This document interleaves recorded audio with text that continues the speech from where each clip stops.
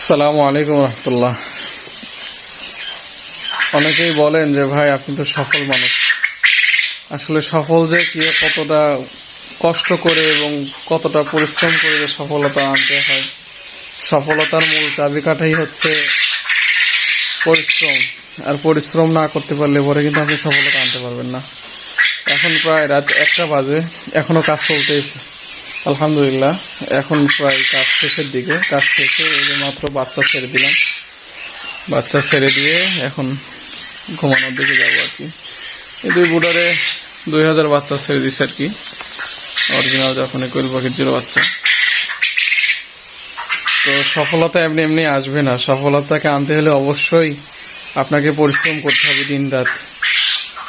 আর যদি সত্যর পথে, হকের পথে থেকে যদি পরিশ্রম করতে পারেন তাহলে অবশ্যই আপনি সফলতা অর্জন করতে পারেন।